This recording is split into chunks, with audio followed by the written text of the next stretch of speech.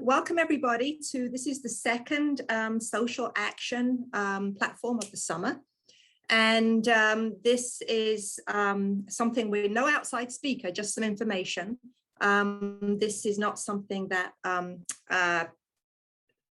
is going to be all that formal. So I'm Anne Wallman, and I happen to be the chair of the Social Action Committee, hence me presenting. I'm not an expert in what I'm presenting on, but I hope it will spark discussion and conversation. So I'd like to welcome everybody, members and newcomers, to the Ethical Culture Society of Bergen County. And we're very glad that you could join us on this kind of sticky Sunday morning. So thank you for joining us. All right, so without further ado, let's start the presentation. As I just mentioned, please feel free to interrupt me during this presentation, right? This is not going to be, this is not formal. These are things for discussion. I'm going to put some information out to you. There is also a short video clip that I will play. But if you have questions as I go along with this, please jump in. I may or may not be able to answer the questions. As I said before, I'm not an expert in affordable housing. I just think it's a really big deal. And I think we need to start thinking about that in terms of how we can help. So this isn't just going to be about, you know, what is the issue? It's also going to be, let's brainstorm some ways that we can actually help. And that's why I'd be very happy to take interruptions and comments. And again, when you raise your hand, it doesn't have to be a question. It can be information that you're sharing, or it can be a comment that you would like to make. So unlike most platforms where we tell you to really stick to questions, this is not going to be that kind of format today. I just want to make that clear to everybody. I'd like this to be as interactive as possible. So yes, so this is really billed as a discussion rather than a presentation. So so just bear that in mind as we go along. And I did manage to find a nice logo. So you'll see the ethical culture logo, the ethical culture humanist man on all of these slides. So we're going to cover basically three things today. The affordable housing crisis in New Jersey. What is it? Number one, why is it happening? And what can we do about it? So I'm anticipating that the discussion about what we can do about it may be longer than the other elements here. So basically, what is affordable housing? Well, you know, if you go to HUD, the Housing and Urban Development Organization, they say that an affordable dwelling is one that a household can obtain for 30% or less of its income. So I thought, okay, what does that really mean? Let's put that into perspective. So somebody making $15 per hour and working 40 hours a week should pay a rent of no more than $780 per month. Which if you live in Bergen County, you can pick yourself up off the floor from laughter now, because you know that just doesn't exist. So already we know that minimum wage, that we're not even at the $15 minimum wage yet, right? New Jersey is working towards that. We're currently an hour. So you can see that really we have a situation where rents are already very unaffordable, even for people making above minimum wage. So here's the problem in Bergen County. So I thank the United Way for all of the information that they've provided. So the United Way, they have a whole division that looks at ALICE individuals. ALICE is asset limited, income constrained, employed. So in other words, the working poor, and that's the term they use for them. So there are over 129,000 households in Bergen County that are considered ALICE or in poverty. And think about that, in one of the wealthiest states in the country, in one of the wealthiest counties, in one of the wealthiest states in the country, there are 129,000 households that are either working poor or in poverty. That's incredible, right? And the reason it's such a large number is Bergen County is very populous, right? So with almost 340,000 households, and 38% of those are ALICE or in poverty. So that's that's something that I think we need to take that on board. Here we are thinking we're in this wealthy county, poverty doesn't exist. Oh ho ho, yes it does, and it's a lot of people. That 38% is a gobsmacking number. And some counties have even higher, as you see from that list. That's not an exhaustive list of all the counties. That's just the screenshot that I took. And this is in 2018. And we have to really allow for the fact that, guess what? In 2021, we have a lot more people in poverty and Alice because of COVID. So that's, these numbers are a little out of date. You can actually probably figure that it's a lot worse than that right now. So, and this will interest Mariana. So I also drilled down to single female-headed families, and they are harder hit than any other groups. So in Bergen County, 66% of single female-headed families are below the Alice threshold, right? So that's really interesting. Why am I interested in that? I'm interested in that because I work for the Displaced Homemakers Center at the Bergen Job Center, and I deal entirely with a client population of female-headed families. And I know how my clients struggle to make ends meet on one income, often making below that $15 an hour amount. And it is very difficult for them to make ends meet. And many of them do need assistance in order to survive. So, it's a big issue, and it's a huge issue amongst single female-headed families. So that's something that I really want to bring out there and let people know that, there are certain populations that are harder hit. You can also drill down if anybody wants to check out the United Way report. They drill down to all kinds of different, you can see how Hispanic families are hit, you can see how African-American families are hit, and obviously minorities are hit much harder than anybody else. So COVID-19 has sped up, as I mentioned before, this sped up these alarming trends. So there really have been, whoops, sorry, didn't mean to go on there. There really have been these trends all along. But what has happened is that the COVID itself has sped these up. So these are the three trends that were going on already before COVID. So the cost of living is increasing for Alice households. So all of the household essentials are going up: housing, childcare, food, transportation, healthcare, smartphone plans, and taxes. And these costs are going up faster than the cost of other goods and services. So those are the things, those are things that are essential to have to live, right? So I'll say maybe the smartphone is not, but maybe it is these days, I don't know. And worker vulnerability is growing while wages stagnate in Alice jobs. So those lower wage jobs, there have been minimal wage increases, and the fluctuations in job hours and schedules and access to benefits make it harder for workers to budget and plan. So by that, what we see a lot with our clients at the Displaced Homemakers Center is that they get offered jobs at 19 hours a week.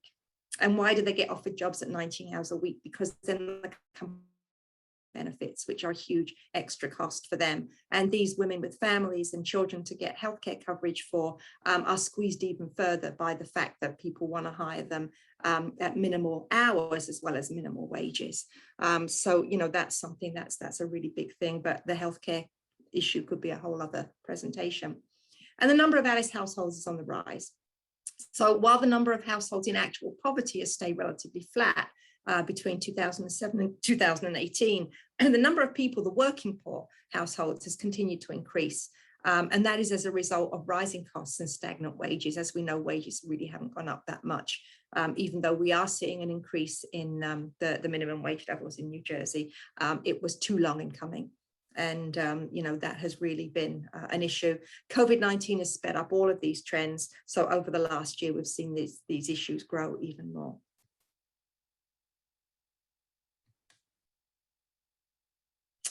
So, here are the main issues, and this is why Alice families are so badly hit under COVID-19. So Alice families live paycheck to paycheck, right? They don't have discretionary income to save. So therefore, if their income is further reduced because of, their jobs being hours cut at their jobs because of COVID, or their jobs disappearing because of COVID, then if that income is reduced, the rent doesn't get paid. There's no cushion, there's no money for them to pay the rent. And many of the Alice families have experienced job loss or reduced hours due to the pandemic. The eviction moratorium will end and there are no savings that they have to pay that back rent. So the eviction moratorium is really just, although it's a supposed solution, it's not a long-term solution. And what most people don't realize is the eviction moratorium is not telling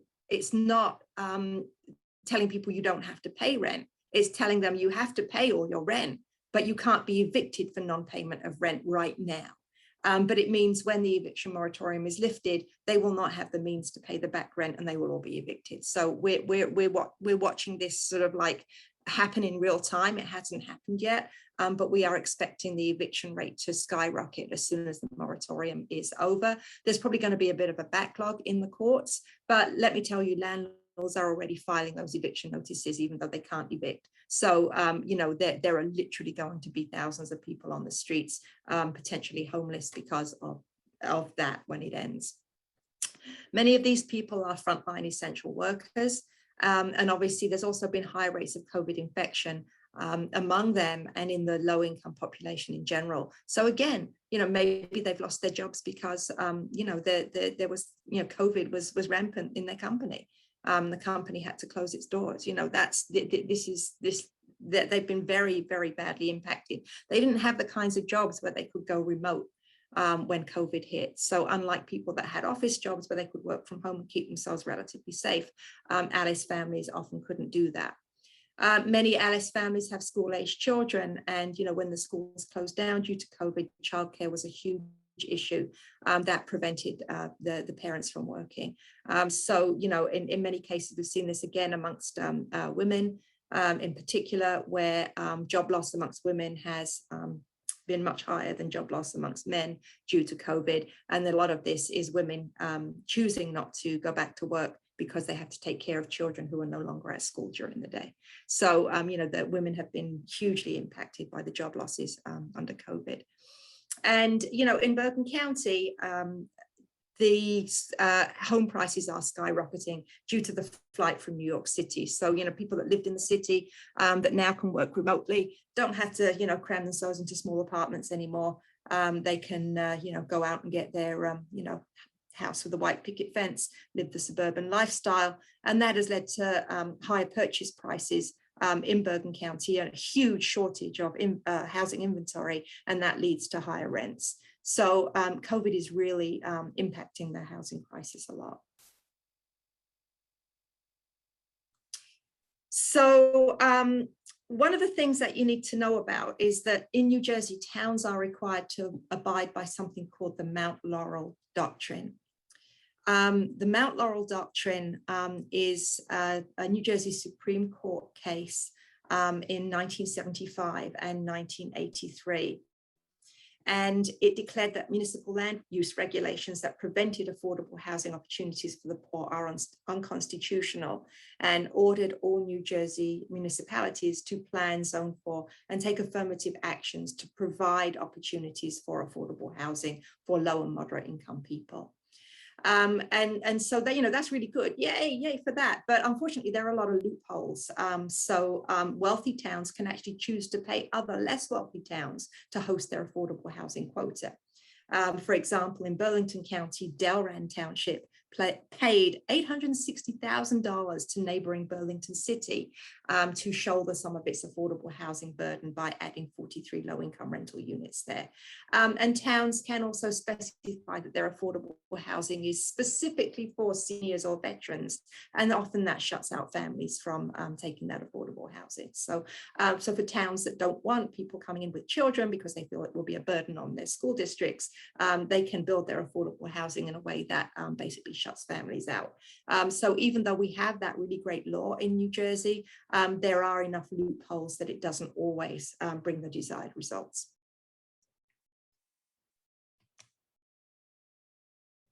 So are the current solutions working? So one of the solutions to the COVID crisis right now is the eviction moratorium. And as I said, the limitations to that is the rent will still be due when the moratorium ends. So that's really not a solution. It's really just like kicking the can down the road. Towns are required to build affordable housing, but as I just mentioned, The towns can limit affordable housing to senior housing, housing for the disabled, or housing for veterans, which often cuts out the Alice families that we're discussing. And there's obviously Section 8 housing and housing vouchers. And that's something which, again, should be available to everybody that needs it, but they're in such short supply that there are long waiting lists for Section 8 housing and housing vouchers. I don't know what the wait is right now in Bergen County, but I don't even think you can get on the wait list in Bergen County right now. They don't open that wait list up very often because they always have so many thousands of people on it waiting to take those Section 8 housing or housing vouchers.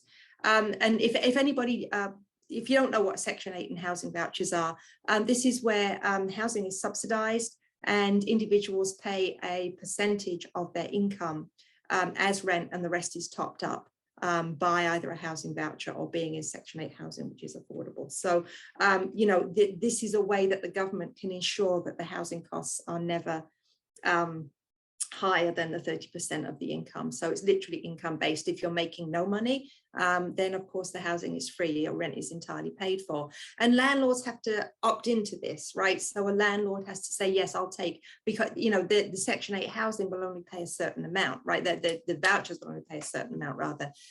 So they will say, well, you know, our view is that fair market rent for this apartment is $1,200 a month, but the landlord knows they can get $1,600 a month because of demand right now. So they're not going to go for Section 8 and vouchers because they know that they're not going to get the full amount from that. On the other hand, it does actually give them more stable tenants, because even if you've got housing vouchers and you lose your job, your rent's still going to get paid. So some landlords take it because they want that stability, but there are many landlords that are just greedy and want the extra rent and won't agree to the housing voucher amounts. So that can be very difficult, and that leads to obviously a huge shortage of Section 8 and housing voucher properties.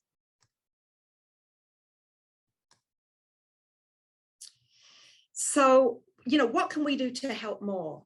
So I've pasted here on the left some organizations that could be really good to look into supporting. So Fair Share Housing is an organization that was actually instrumental in bringing about the Mount Laurel Doctrine. And they build affordable housing as well as lobby for affordable housing regulations. So that would be really good. That's a statewide organization. And indeed, I have a clip to show in a little bit from that organization. There's also Greater Bergen Community Action, that's right here in Hackensack, and they are an organization that helps families who, particularly working poor. They will help with rent, they will help with utilities and things like that. So Greater Bergen Community Action is a great local organization. Bergen United Way also have an affordable homes mission. So they're based in Paramus, the Bergen chapter of United Way. And again, as I said before, United Way are doing a lot of work with Alice households. They have a whole research wing that researches the information, and they lobby hard for Alice families, as well as providing concrete solutions to them. Also look at the Poor People's Campaign. There's a New Jersey wing of that, and they are advocating for all kinds of things for people who are considered poor or low income. And that's another sort of nationwide campaign that has a New Jersey chapter that you might want to look into supporting, where we might be able to help really affect the outcomes for lower income people. The kind of advocacy and pressure we can do, lobby our town councils to provide more affordable housing, lobby Trenton for an increase in the minimum wage, even $15 per hour, as I've demonstrated, falls below the Alice threshold for families, and join groups who will demonstrate a march for economic justice. So that's something that we really want to put pressure on our legislators to make sure that they do something about this. As we know, unless there's legislation, landlords and municipalities are not, out of the goodness of their hearts, going to act to help end the affordable housing crisis. I am now going to attempt to share the YouTube video. Homeowners will likely continue to see their property values increase. Zillow says they rose more than 5% in the past year and will rise more than 7% over the next 12 months.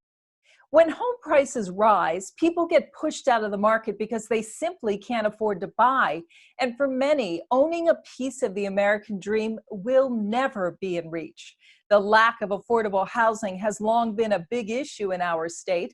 I got an update on where things stand from the Reverend Eric Dobson with the Fair Share Housing Center. Affordability, it seems to always be a problem in the state, and I'm just wondering if that's been exacerbated now. Yeah, New Jersey is, as you all know, is one of the wealthiest states in the nation. The challenge for housing in New Jersey is because we have always overproduced market and luxury housing and have underproduced housing for folks who are low income or folks who are working class folks. So when you underproduce housing for working class and low income folks, it makes market rate housing go up higher. So for years, New Jersey have, through its exclusionary zoning practices, have really zoned for 1 acre lots, 2 acre lots, 3 acre lots, and it has caused housing prices to skyrocket. And so because of that underproduction of workforce housing, housing for low income for seniors and those with special needs, it has caused New Jersey housing prices to skyrocket. And that's consistent throughout the country as well. So I guess, why are we in this situation where we're still in that mode of thinking all these years after the Mount Laurel decision? Certainly, I would think there'd be an opportunity for a developer to come in and be able to provide some housing for those who really need it. I think it has a lot to do with the narrative around housing in this country, housing in general. Well, folks believe that housing is something that they don't think housing is a human right. So instead of, looking at the stigma or what seems to be the narrative around affordable housing, people grapple with this idea of folks, having affordable housing in these wealthy neighborhoods. So the challenge is the narrative around housing. People think or perceive that housing is something that no one has gotten help, or they pull themselves up by their own bootstraps, and they have earned their way to the right to live in wealthy communities or higher income suburbs, and not realizing that if you have a mortgage, we all live in subsidized housing because you're getting, you have to put a down payment, you get tax, write off your taxes. And the fact of the matter is, prior to, coming out of the Great Depression, the government decided to subsidize housing, allowing folks to put 20 and 10 and 15% down. Prior to that, only people who could afford a house was those who bought houses outright for cash or had 80 and 90% down. So the government invested in housing and subsidized housing for all folks except for people of color, Black and Latinos. So when you look at people who make this argument about not having affordable housing in the suburbs, they don't realize they have this narrative that they don't live in subsidized housing when they actually do. Will we get to the point in New Jersey where everybody who wants affordable housing can actually get it?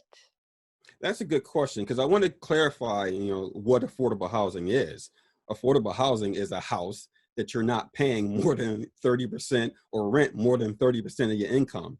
These are housing for people who are working, who have 1 or 2 jobs. They're teachers, they're firefighters, they're police officers, there's the restaurant worker, the service worker. These are all folks who have jobs and who, unfortunately, because our wages in this country or in New Jersey are so low, have to spend more than 30% of their income. In some instances in New Jersey, you got people spending up to 50 to 70% of their income on rent and housing. So I think it will shift once, New Jersey and New Jerseyans realize the benefits of creating integrated communities and see how all ethnic groups, all races, and all income levels should live in the same community, that we create more density.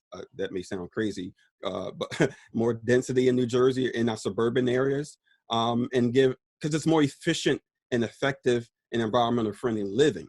And so, these 2, 3, 4 acre lots, it's not efficient. It's actually a threat to our environment. So that's the challenge, and that's not a lot of education, because people's perception around housing and housing being this stigmatized things around affordable housing or subsidized housing.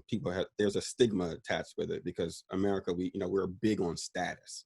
Status is everything. Even when we have the house that we can barely afford, in some of these suburban areas, and we saw that during the housing bubble in 2008, the housing prices was, totally out of whack, and people were still buying them in order to achieve this certain stigma about ourselves. And that's something that we need to really examine as a country. Reverend, thank you so much for your time today. Appreciate it. Thank you. Okay, hopefully that was something that you all watched. I have a couple of other slides to share. Linda, you have your hand up? Just unmute yourself. Okay. There were some articles about legislation that didn't seem to be going anywhere, which would pay the landlords the rent that the COVID legislation postponed. So the landlords get paid, and the renter is clear on, because they got this allowance because they couldn't pay rent because of what was happening. And I don't know if anybody knows what's happening with that. There was a movement towards that. It's not happening, and there are like small landlords who are hurting and risking losing their own homes because they're carrying the renters. So of course they're going to have to evict, but I'm sure a lot of them would prefer a stable, good tenant if they had assurance that back rent was so you're right, paid. Linda, landlords can apply for to get some of that money. It doesn't necessarily let the renters off the hook though. So it's like getting a sort of a business loan, like a COVID business loan, to get them through the bad times, as it were, so they don't lose it. And it actually only applied to landlords up to a certain number of units, right? So I had a client who was living in a large complex in Englewood, and when who was under pressure from the landlord to pay the rent, and I said, look, why don't you tell your landlord that they can get relief through this? And I sent the link to the program and everything, but then the client got back to me and said, no, the landlord has too many properties and doesn't qualify for this. So there are some limitations. So yeah, there are some options out there, but it's not a perfect solution by any means. Not a perfect solution. Oh, I know. So let me just get the couple of extra slides back again. So I mean, there have been some victories, right? So and there was one right here in Bergen County. So the home that used to belong to Rosie O'Donnell up in Saddle River it's been approved now that it will be affordable housing units.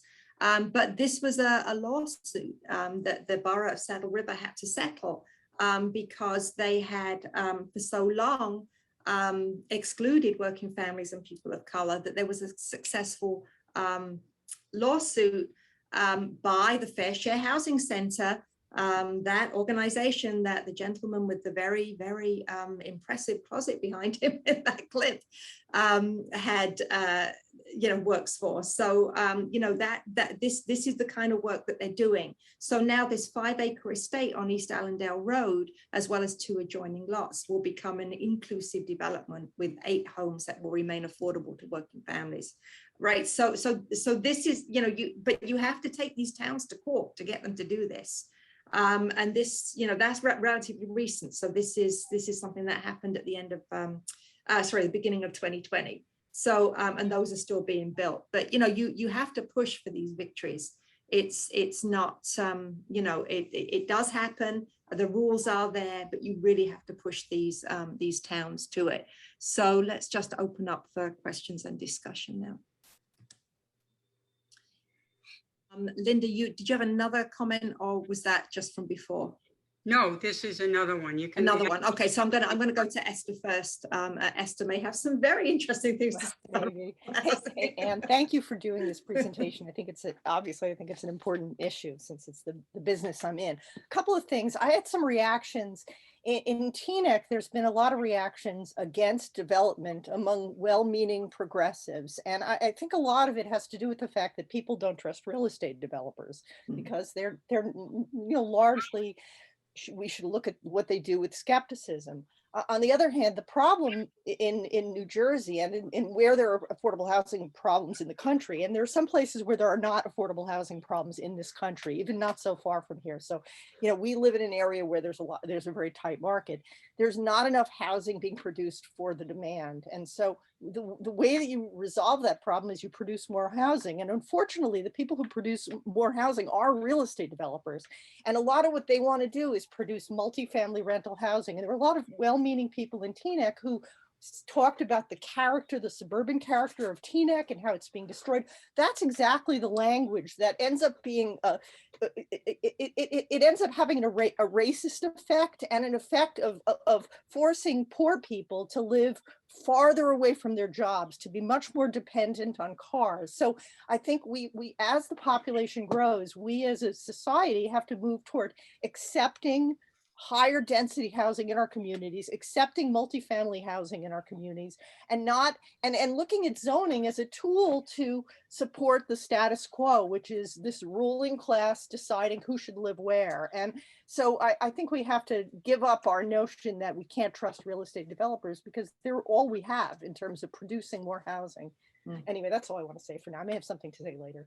Right, very excellent points. And in fact, the clip that I showed, he did talk about, paradoxically, increasing density in suburban towns is the way to go. So that was well explained as well, because some people may have had questions about that. Thank you.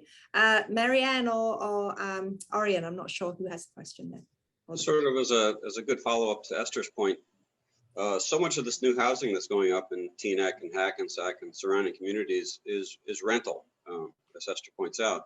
And if the townships could legislate or require a certain percentage of those units to be condos or co-ops, we could really go a long way towards helping lower income people begin to develop wealth and to really end this redlining practice that continues in very subversive ways up until today. So that was my only point. And, do you have any ideas as to whether or not how we would get that kind of legislation or put that kind of pressure on developers to allocate a certain percentage of units? Yeah, well, I think that the pressure has to be on the municipality, right? So the developers can only develop if the municipality gives them zoning permission, right? So if a condition of granting that zoning is building housing that would be fair and that would have lower rents for people, then that's what they're going to have to do. That's the way I look at it. Linda, your next question. Actually, it was right along the line of what Orion was saying, was that I wondered, Hackensack is booming with buildings, and long past time, a moribund, it was a county, seat and so on, a town that was just dying.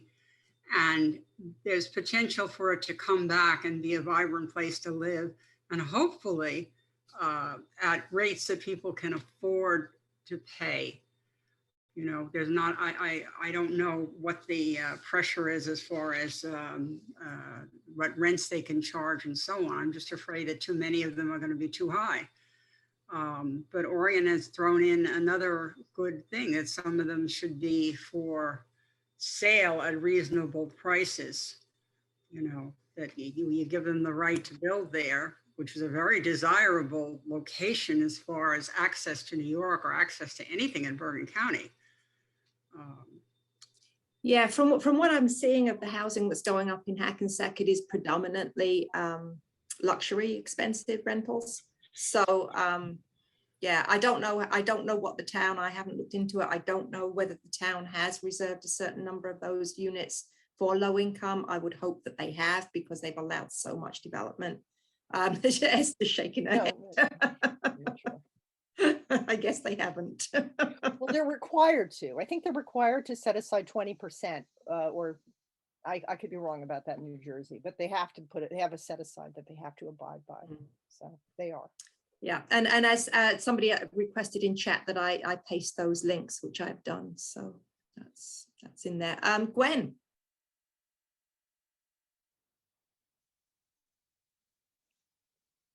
Okay, so I think I'm responding to what Esther said. I think I might be one of those progressives who is fighting over development, but here's why. Near where I live, there is a big office building, and someone bought it, a group of people bought it, and they want to turn it into 60 apartments in an area that's completely single family residential. So it's completely different. And their rationale, they use the Mount Laurel decision as an excuse for what they want to do. Of those 60, only 9 would be affordable. All the rest would not. So they say, well, Woodcliff Lake, you need affordable housing, so you have to let us build. So they're going to build 60 apartments, of which 15% have to be affordable. And to me, that's not enough. If they want to make half of them affordable, that would be cool. But to have developers use this as an excuse to build mega places with a little bit of affordable, that to me doesn't solve the problem. That's it. Good point. It's a good point. Although I do wonder if there were more affordable housing in that development, whether community opposition would be even greater. Actually, I'm glad you asked that, because a little further up the street, there are 16 affordable housing, affordable units coming in soon, not part of a bigger development, just the 16. And then there's another, I believe it's 12 that are veterans affordable, all up and down the same street. So my town has done a good job on that. But this 60 units to get 9, to me, doesn't help. Right. And I think that that again, that's a good point. One of the points that I made as well. So much of this affordable housing that the wealthier towns allow to be put up is reserved for seniors and veterans and the disabled, because they don't bring in the same kind of burden to the town school system and things like that. And people, for some reason, these towns don't want poorer families they just don't. Which is, that's something we have to look at, those attitudes, right? We have to. One of the people working with me to fight this was a member of the Affordable Housing Commission of my town. So we're very committed to that. Yeah. It's not, 60 apartments that are barely affordable. Right. No, I hear you. It's all degrees, right? All degrees. Gail, you have your hand up if you'd like to unmute yourself. Did you just call me? Yes. Okay, thank you. And there's so much here I want to talk to, and thank you for bringing such an important issue to the table today. Just a few comments that I'd like to make. I do think that the majority of towns in New Jersey right now, and it is because of the Fair Share Housing Organization and the Supreme Court decisions recently, have negotiated and finalized their affordable housing obligations. And on the one hand, that's terrific, because we've needed that for years. But on the other hand, as we've all said, it's not nearly enough. So I don't know, it's going to be very difficult, as Anne, you're suggesting, to put pressure on local communities to do more after they've finalize these obligations and feel like they've done more than they need to do. So that's always going to be a problem. But I do agree with Esther, and I understand Gwen. But putting affordable housing into communities is to do it in many different ways. Pure affordable is one way, those 16 units, and I'm sure that got a tax credit program or something of that nature. But the other way is by creating denser projects. So you can create a lot of market rate units and using some of those profits to spin off, 5 to 10% affordable units. That's the way communities are going to be living now and in the future. And that's one important way of getting people who need housing housed. And then I just want to offer two thoughts in terms of ideas, because the ideas are difficult to come by. I do recall a number of years ago learning about an organization in New Jersey. It was a nonprofit organization that found homes where people who lived in the homes, and as I recall, they were mostly older widows who are in their suburban communities. They have their homes, but their families have left and their spouses often passed away. And they're living in a 3 to 4 bedroom house that's too big for them. And now that they're older, they need help. And so it's a process of shared housing.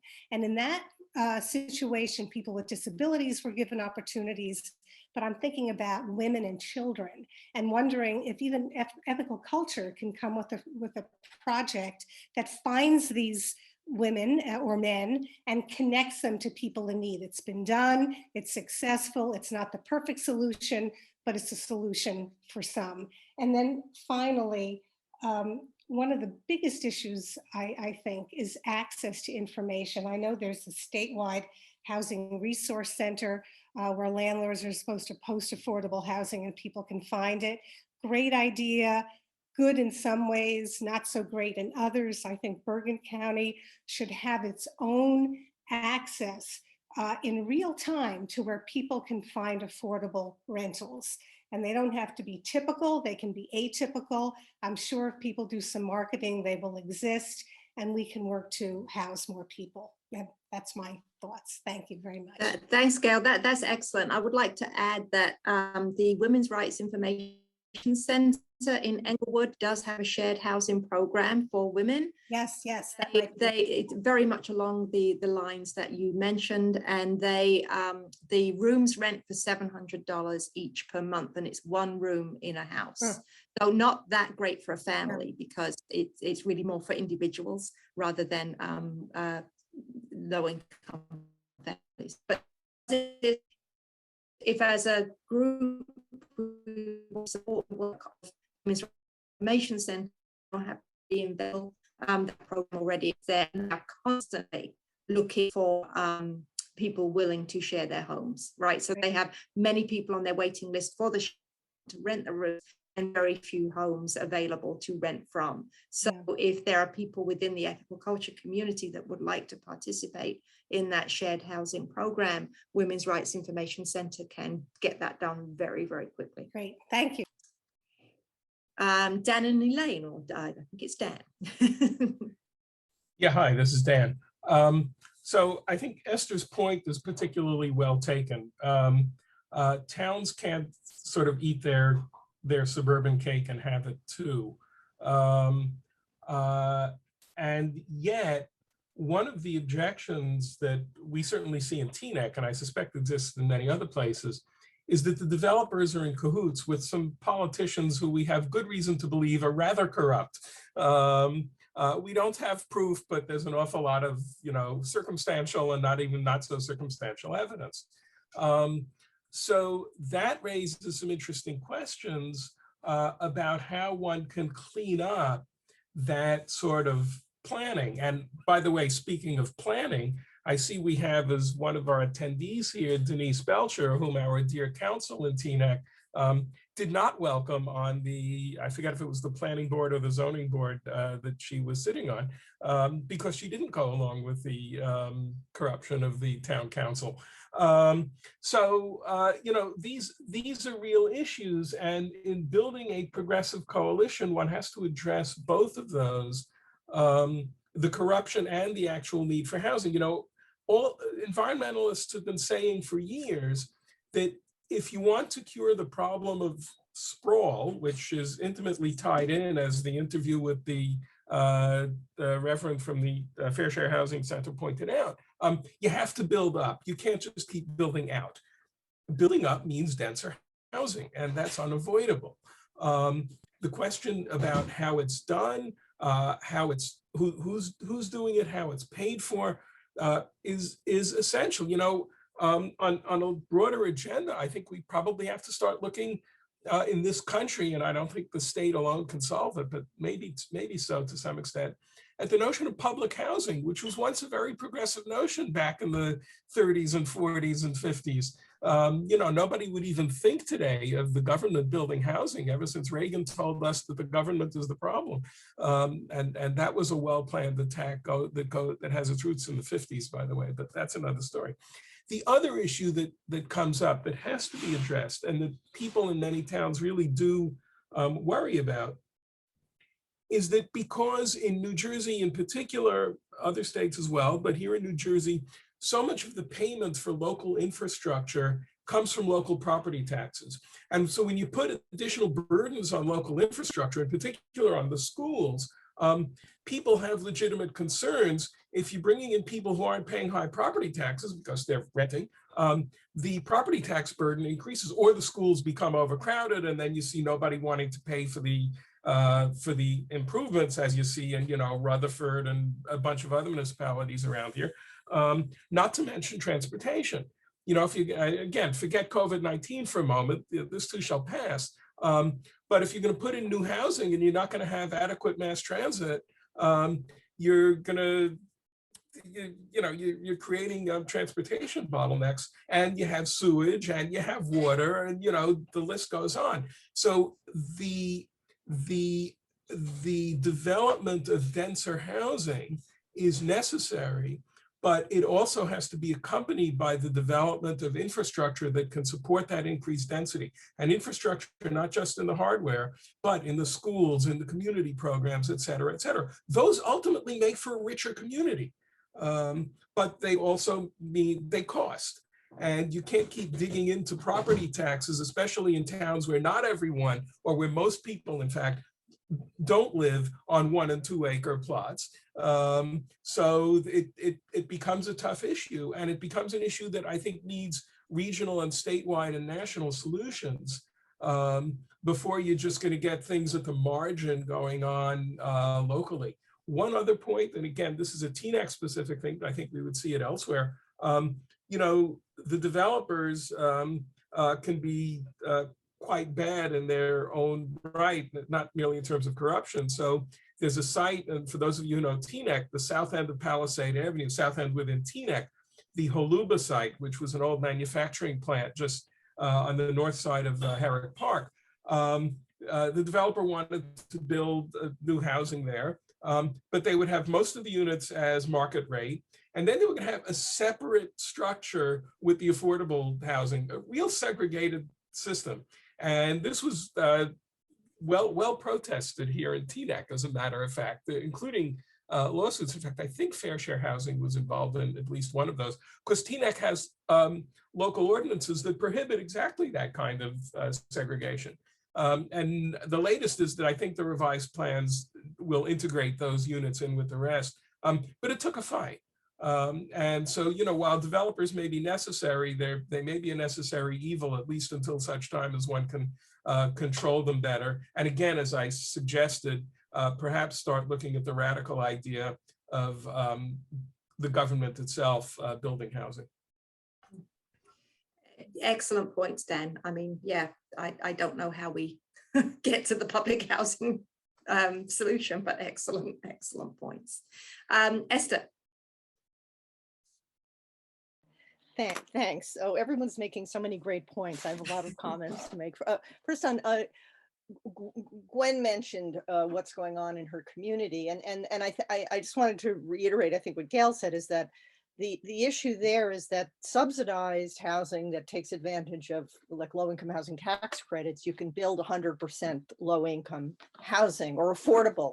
It's not the same as public housing, and no public housing is right now being built. In fact, we're losing public housing. So to Dan's point, I think we have a long way to go before we're going to be in a, public housing has become so stigmatized in this country. And one of the things that happened is, starting with Reagan, they stopped funding the improvement of public housing. So it started to get worse and worse and fall apart because they weren't funding the capital improvements in it. And so then it justified the stigmatization because it was relegated to the poorest of the poor. The places were falling apart. And so it became a self-fulfilling prophecy. It's a terrible place. Why would we want more of this? But that doesn't mean that public housing can't be a good thing. What gets built now is low-income housing tax credit projects generally. And the project that, Gwen, that you're referring to is a mixed income project. And, HUD is now on this, their orientation is now toward allowing low income and moderate income people live in what they call communities of opportunity. And the way that they do that is through these internally subsidized projects where low income people live integrated in communities, not like the Haluba project in Teaneck where there's like a pour door and everyone's in the corner, but in actual integrated projects. So I think that unfortunately, I don't know what the zoning is like where you live, but it's definitely an issue. I can understand the sensitivities around it, but that's how affordable housing in New Jersey gets built, and there's just not enough low-income housing tax credit allowed. From the way that the credits are allocated, there's just not going to be enough to address the problem. So you have to do this other approach. The other thing I was going to say is, in terms of different ways to think, creative ways to think about creating housing, one of them might be to rethink some old models that have fallen away, like boarding houses and accessory apartments. Starting in the 50s, people started to say, oh, boarding houses, they're full of crazy poor people. We don't want them in our community. And they were outlawed all over the country. And that was a really good, boarding houses provided a really solid source of housing for single individual people that needed a place to live. And sometimes it came with food, and it gave an opportunity for widows who had big old Victorian houses to support themselves by renting out rooms. So, and I think there was an article in Times fairly recently about how maybe that's an idea that needs to come back. The other idea is accessory housing, and this is a big idea in California because they can't produce enough housing in California to meet demand. And so they're starting to create rules that allow people to put apartments in their houses. And if you look at the family sizes versus the size of houses, houses are really built to accommodate bigger families and actually live in them. And so there are opportunities, if people can get around some of their preconceptions about creating some additional density within suburban neighborhoods. In California, people take their garages and they make them into tiny houses. I don't know if that would work around here. It's certainly, we would have to change our zoning because nobody wants to see that. And everybody's very opposed to changing the character of the neighborhood by creating more density. So we're going to have to move pretty far in New Jersey to get to a point where we could accept that. But I think it would be worthwhile. The other thing to say, and this is the last thing I'm going to say, is Dan was talking about the corruption, and that's legitimate, Teaneck. It really is. There's something's going on here. It's not good. So I can understand why people are suspicious about developers. There are such things as nonprofit housing developers, and there are not, and they've done a lot of great work in New York City and in other cities. There are some regional nonprofit housing developers that do affordable housing projects regionally. And I don't know if there's any way to convince a nonprofit developer to consider undertaking a project in Bergen County, but that would be really one way to avoid this problem of these people who are unscrupulous and corrupt and wheeling and dealing. So that's all I want to say. Thank you, Esther. Excellent points. Really good, thoughtful points. It's a difficult problem, right? Jim. And I think what you've done today is really raised awareness in people who are not reading the newspapers about the seriousness about homelessness. And I can tell you that this is something that ethical culture faced maybe 30 years ago, where we had in Teaneck, we had the Affordable Housing Advisory Board, and there were several of us who were served on that board. And one of the things we came up with is to address something like this, which was a small fraction of what's going on today. Today is a quite serious issue. It was serious back 30 years ago, but today is unbelievable. And what we focused in on was Habitat for Humanity. And they were looking to have a town to build their first house in Bergen County. And we jumped on that. And Teaneck was the first community of the 70 municipalities in Bergen County to build a house. We took an old house, an old firehouse on Morningside Drive off Fort Lee Road, and we got involved. And we didn't select, we were just behind the scenes, and that was quite successful. People are familiar with Habitat. The families who get involved have to donate so many hours of what they refer to as sweat equity, like 2,400 hours in the course of a year, and then they get rent-free for a period of time. And so it was a two-family house, but we were so successful and we had such a strong team, Habitat did, that we found, we wanted to find a second piece of property. And I know that several of us who were on the Affordable Housing Advisory Board checked out the community of Teaneck, and we found a piece of property. And unfortunately, the neighbors got involved. And they went back to the NIMBY approach, not in my backyard. And as a result of that, we got nowhere. And that was the last time that Teaneck ever saw affordable housing from Habitat. My suggestion would be, if ethical culture members want to get involved, we pick on a certain small segment and jump on that and try to make a difference. Otherwise, as Esther, and I'm so happy to see Esther involved in today, because Esther is probably one of the most knowledgeable people I know of in housing, and she's bringing so much invaluable information to this discussion. And so, Esther, I think you may agree that this is such a monumental project that in order for us to make a dent, we need to concentrate on something small. So that's my opinion. Yeah, very good points, Jim. And I have looked into Habitat for Humanity, and everything that's going up in Bergen and Passaic is all senior and veteran housing that Habitat are doing. Again, probably because we've got the neighborhoods not wanting to bring families in.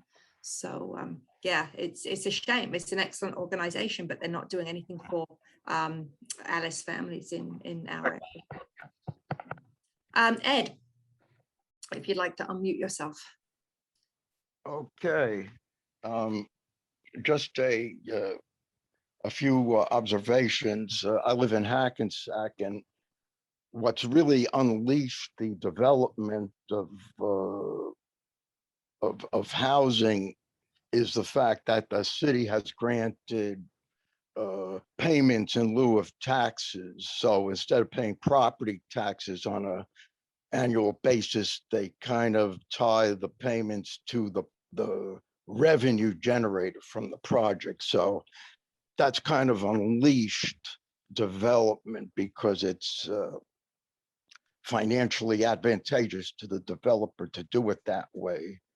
What it causes, though, the consequence is that it doesn't fund the school system. So it remains to be seen what problems get created down the road as these developments filled with children. And you just muted yourself by accident, Ed. Oh, so that I don't know where I went off. You said developments filled with children, and then you disappeared. Yes, and that's another fact, because the developers always, or I should say the regulations are always oriented to sizing the units such that they don't tend to attract families. But being the affordable nature or the lack of affordability, yes, families with children will come in, because that's the only way they'll squeeze more people into the unit than is predicted at the outset. Now, I back and going to some strategies to address this issue. Again, we have to expand the range of providers that besides for-profit developers to include more nonprofits and public entities, and just coming up with a sort of outside the box radical notion. What if Ethical Cultures Meeting House could provide some housing? And if it wasn't used for the daycare, could it instead be used for other uses and the space created so that people could live there full time? I know that's a radical notion, and there's many issues that or obstacles and challenges, but I just throw it out there. But this could be lots of religious institutions have space. So conversions of things like hotels, derelict commercial property, and even kind of a strategy to harness what is an adverse phenomena, the creation of McMansions, and to sort of divvy them up into multiple units. Again, we got to foster ways of reducing the costs of producing affordable units, and Esther had mentioned accessory housing. Some have the concept of sweat equity into the labor in providing the labor for constructing housing, the use of boarding houses, and another type of housing that hasn't been mentioned is manufactured housing. People see these derelict trailer parks and think that's what manufactured housing results in. It's not true, and I think a lot of stigma needs to be removed, because that could be a way to truly create affordable housing that doesn't have to come in sizes of massive high-rise or mid-rise buildings complexes. It could be done smaller scale in a more in keeping with the character of the community. So that's some of my thoughts on the issue. Yeah, I love some of those thoughts, Ed. I like the idea of looking into repurposing. I think the problem with houses of worship is the tax issue. If you start renting parts of your house of worship out, I don't know how that would affect your status as a nonprofit, and whether you would then have to pay your tax, because houses of worship don't pay property taxes. So that could be a barrier there. But I love some of the other ideas about repurposing, and that's something well worth looking into, I think. Excellent ideas. Gail. This is such a great discussion with wonderful ideas. So I just want to also throw my 2 cents in on a few of them. First of all, someone had mentioned Habitat. I love Habitat. I'm a volunteer for Habitat, and the Patterson Habitat and is doing, for the most part, although they have a veterans program in Passaic, they're pretty exclusively families, certainly in Patterson. And I know that they are thinking of branching out into other communities in Passaic. And homeownership, I would agree, is the best if families are able to manage that. And that's what Habitat is doing. In terms of the schools, I agree. That's a huge issue as communities become more dense. If there's not enough to pay for the kids in schools, I think one solution is to look at budgets and redistributing budgets. I mean, we have 76 or so communities in Bergen County. Do we really need 76 superintendents? And I know that that's a big issue, but we have to have these discussions, and I think it's time that we do. And then the third is nonprofit developers. I think there's a bunch of them who do business around the state and in Bergen County in particular. United Way, which you've brought to our attention, Anne, is one of them. And they do great work, and it's not, they do a variety of interesting designs, even commercial and residential, so they can be involved in many different approaches. And then finally, on ways of doing different things, and many of you have talked about it. Do you remember watching the Golden Girls years ago? Well, I love that idea for revamping existing homes. So with the proper zoning in place, and that's a big deal, but with it in place, you can take a single family home, throw in an extra bathroom or two, and you can house 5 people with a common space in the middle. Everybody gets their own bedroom, their own bathroom, and they live in a shared, residential grouping in a beautiful town. And I think if we start mixing it up like that, there's many, many alternatives, some of which have been mentioned, that we can move forward on. Great. Thanks, Gail. Excellent points. Perry.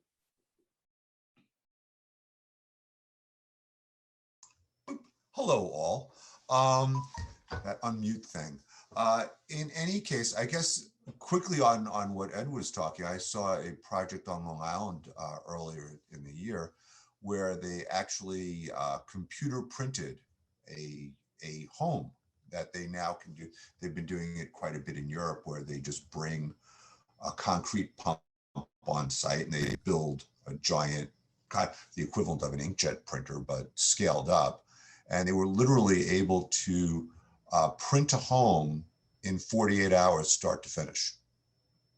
So the obvious savings in labor costs right there allows you to, build much more affordable housing. My comment on affordable housing, and I think it's probably been brought up, I think a lot of the Mount Laurel and the affordable housing quotas, the big obvious hole in it is the senior veterans housing, which was put in to make it more palatable to towns, because the pushback from the town, of course, is that they don't have to, they have to provide services to families, mostly in the form of extra children going into the school district and such. And on one hand, this may seem, like, oh, we're providing housing for seniors and veterans, and they need it, not to diminish the need there. It really provides a get out of jail free card for developers to put up housing while not serving the working poor. That is really, in my mind, what the actual original intent of the affordable housing was. So that it just seems like it's just a basic problem. And it's exemplified by, I think that it speaks volumes that you now have the model of housing being put up for asylum seekers, like the Sanctuary Coalition and shared housing, is now, the only remaining path forward for housing for families, because a lot of them are single parent, generally mothers who have problems and can't afford it. And it's gotten to that point, and it's very distressing. Yeah, thanks, Perry. Echoing a lot of what was said already, but I think, worth reiterating over and over again the scope of the problem. I think that's really good. Dan. Yeah, I think one of the other things that we have to honestly confront here, and that I think there's been a lot of sort of beating around the bush about, is that frankly, there's an awful lot of both racism and prejudice against poor people and families headed by single women, et cetera, white or black, in many of these towns. And of course, they don't want to say it. They don't want to say this is why they don't want affordable housing, but this is why they don't want affordable housing. Let's be real. And this is an old story. some of us are old enough, and so a few of us even lived in Queens at the time, to remember over half a century ago when the city, New York, wanted to build scatter site housing, not big high rises, not concentrations of millions of poor people, scatter site housing in Forest Hills that was going to be affordable. And Forest Hills went up in arms. And I hate to say it, but an awful lot of Jewish refugees from Europe were among those who were opposing the scatter site housing. It was one of the first volleys in the growth of a reaction against Black people in segments, not all, but segments of the Jewish community. And this story was where Mario Cuomo first got his fame, because he came in as this mediator who was going to make everyone feel good afterwards. And if you actually look at the investigative reporting that people did following up on it, Mario Cuomo did not really do very much to get scatter site affordable housing in Forest Hills. So, all this glory that went to him was, he was feel good and all of that, but that wasn't so successful. I remember this very well. I mean, I was in my mid-teens or late teens at the time, but my mom had a colleague who was a social worker who lived there, and she was a Holocaust survivor.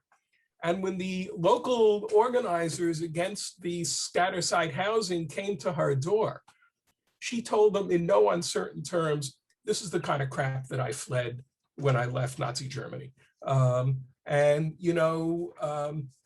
think we have to be a little more forceful here in pointing out what is behind a lot, not all, as I said, there are real costs and so forth, but what is behind a lot of the opposition to affordable housing in wealthier towns. It's racism, it's prejudice against poor people, and it's the failure to recognize, if you really want to be creative about it, the fact that municipalities with a breadth of income levels and all the rest are actually richer places culturally and to live in. But, people want their bland, white, suburban emptiness. And because they're bigoted or afraid or whatever. And I think that's a bull that we have to take by the horns. Yeah, I think a lot of people have the castle moat mentality, right? Pull up that drawbridge, I've got mine, I'm not letting you in. Linda. So much good information here. I see an opportunity for ethical culture. I'd like to know what we can do going forward. What are the next steps? I agree with Jim, that we need to focus in on areas that are within our grasp, where we either support an organization or, well, I think we wouldn't be doing anything totally on our own anyway.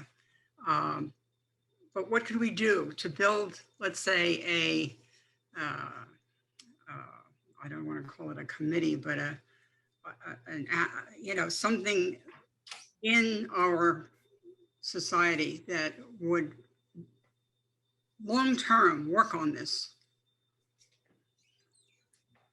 Yeah, so I think social action would be the go-to committee to do that, and we can certainly focus on that, where we have issues that many people are engaged in, climate change action and things like that. This one would come under economic justice, and I believe that was something that when we did our social action survey, that was something that came up loud and clear that a lot of members were interested in. So I would be more than happy to spearhead that, and anybody that wants to jump into social action committee work, I will start sending out some information. And I believe, I think it was Ed who said we need to keep it very focused and specific, because we're a small number of people. We need to decide on one element of what we're going to work on, right? So whether that be the shared housing or going in with one organization that we can go in as co-sponsors with on various projects and things like that, it might be a good idea. But that's got to be hashed out and decided upon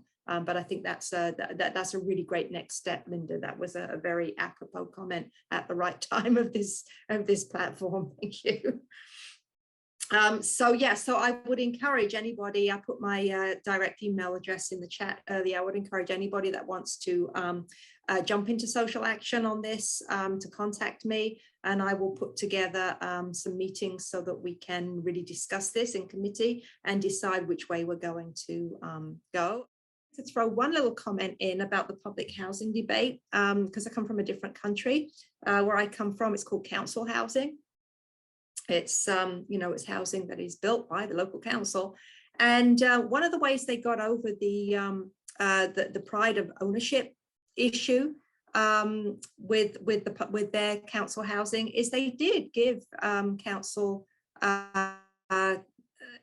house renters the opportunity to buy their houses after a number of years of being good rent payers. They were given the opportunity to buy their homes at a vastly discounted rate. So they could have the pride of home ownership, and entire neighborhoods were brought up that way as more council home renters became owners. It increased the pride of the neighborhood. People took care of their properties, and the council didn't have to do the upkeep because homeowners would now do the upkeep of their own properties. So that could be a way to go as well, and a way of giving people that means into home ownership outside of the traditional ways. Just a thought. Okay, great. So thank you everybody for coming. I really am very grateful for you giving up your Sunday mornings in the summer to do this platform, and I'm glad everybody was interested in the topic. We'll definitely carry this forward.